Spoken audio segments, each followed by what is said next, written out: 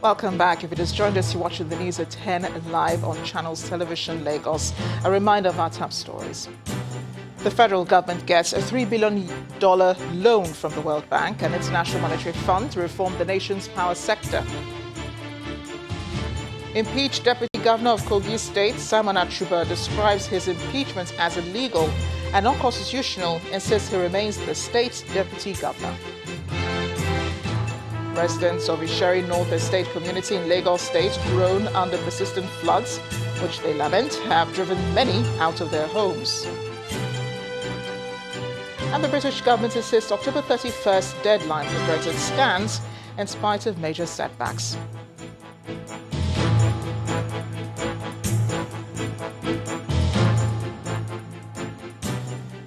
For more information on our top stories and others, please visit our website, channelstv.com/ and go to youtube.com/channelsweb to watch videos of our shows. Let's take a look at some of the pictures and videos you sent to our Eyewitness platform. I begin with the season of rains resulting in floods, that is, taking over homes, schools, roads, and more. Our first image is from Ewulu in Anyocha South Council area of Delta State, showing these people, whom our eyewitness describes as students of Ewulu Grammar School, ferrying themselves across the flooded Inta Bridge. Our next image is from Amasoma community in Bayelsa State, showing this home submerged. Our eyewitness laments this is how all the houses in the neighborhood are suffering. Here's our final stop tonight, an image from Iyano Aburu around Iyanopaja area of Lagos State, showing this community submerged. Some residents are seen standing inside the water. All our eyewitnesses are asking government to come to their rescue, as some of them are being forced out of their homes. Thank you for sending in those pictures, and please keep them coming. President Muhammadu Buhari will on Monday depart Abuja, for Sochi in Russia to attend a 3-day summit holding between October 23rd and the 25th. It's the Russia-Africa Summit, with emphasis on exploring and expanding opportunities in security, trade, investment, science and technology, as well as gas production. A statement by the presidential spokesperson says the president will, on the sidelines of the summit, meet with President Vladimir Putin of Russia to further strengthen relations in security, trade and investment, in addition to building partnerships that will enhance Nigeria's huge gas potential following Russia's remarkable success in gas exportation. The summit, which will be attended by African heads of state, is expected to bring fresh perspectives on some global issues and challenges like nuclear technology, energy development, digital transformation, environment, technical security, mining and steel, education, agriculture, infrastructure, and development strategies. The statement adds that the African Business Forum, which will bring together African and Russian business leaders, will also be held during the event to promote Russian investments in Africa and boost African business interests in the host country. President Buhari will be accompanied on the trip by several high-ranking government officials and is expected back in the country after the summit. The federal government says it is worried about the effects of hate speech and fake news on the country, with its capacity to disintegrate the nation. It says that the Buhari administration will not sit idly by and allow the scourge of these to destroy the nation's unity. The federal government says it will not spare anyone and will use every means possible to ensure sanity. Today at a press conference in Lagos, the Minister of Information, Mr. Lai Mohammed, said the move to sanitize the media space is not an effort to stifle free press or gag the media, but it is aimed at sending the purveyors of hate speech and fake news out of business. No responsible government will sit by and allow fake news and hate speech to rule the airwaves because of the capacity of this menace to exploit our national fault lines, to set us against each other, and trigger a national conflagration. And that is why we will continue to evolve ways to tackle fake news and hate speech until we banish both. Let me be straight. no amount of attacks, sponsored or otherwise, will stop the implementation of the approved recommendations. And only non-patriots and anarchists will kick against measures aimed at putting an end to fake news and hate speech, especially in our broadcast industry.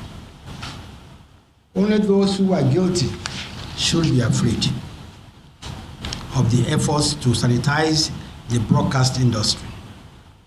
Responsible broadcasters have nothing to fear. This is not a move to stifle free speech or gag anyone, but purveyors of fake news and hate speech should not expect to sleep easy. Introduction of social media usage into education has had fairly negative effects on the ability of students to acquire requisite knowledge and skills for further growth. That's the view of former Vice Chancellor of the University of Benin and Nasarawa State, Professor of Education, Adamu Baiki. He told Channels Television's Ladi Akeredoluale on our current affairs program, Newsnight, that critical student-teacher interaction has been lost with the now widespread use of social media in the education subsector. Use the social media, this personal interaction between teacher and pupils, which is very, very important in getting people to understand and empathize and sympathize and feel with you, is going to be missing. And that extra bit of knowledge, extra bit of important social interaction between the child and the teacher, or even between the mother and the daughter and the child, is missing because the attention has been diverted to social media. And you are talking to children, they are not listening, they are looking, they will always be grunting, but they are looking at that. They are not listening to you. They're just grunting to keep you quiet and not to disturb them from looking at something that is in the social media. So this is the problems of the times. What are we going to do? How are we going to capitalize the use of the social media and entrench it into the educational system? Can we do it? Will it pay off? Are we even looking at that at all? I don't think so. We're not. And if we are not, then we are gradually approaching the precipice. You can watch the full interview with Professor Baiki on Newsnight. It airs tomorrow, right here on Channels Television at 9 p.m. Stakeholders at a summit on how to eradicate all forms of child abuse and violence against children in northern Nigeria are stressing the need to reform the Almajiri system of education and street hawking in the northern region. Speaking during the summit in Zaria, Kaduna State, a member of the Kaduna State House of Assembly, Sulaiman Dabo, and other speakers advocated the need for the enactment of a law that will forbid Almajiri children from being exposed to street begging or subjected to other inhumane conditions, all in a bid to acquire Islamic education.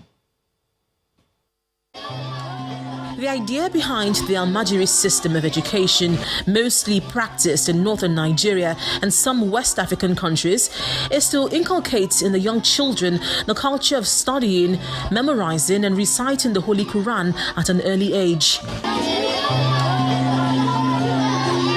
Children as young as 4 are sent out by their parents in search of knowledge, and such children end up staying in their guardians' houses, sometimes in very unpleasant conditions, without parental visitation or supervision. In most cases, many Almajiri children end up on the streets begging for alms, hawking, and engaging in other forms of child labor. The situation is said to be closely linked with poverty and high rate of illiteracy in the region.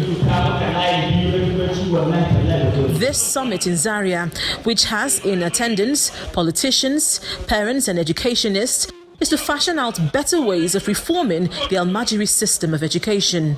It is necessary as representatives of the people to bring the people together. Let's brainstorm, discuss these problems and agree on the way out. At the end of the day, if we agree that this is the position and this is the way out, as your member, or rather as your representative in the Kaduna State House of Assembly, I will take it before the Assembly for possible legislation in order to solve the problems. I think if our government can come and look at the system and do something, I'm very sure that a lot of things can be changed.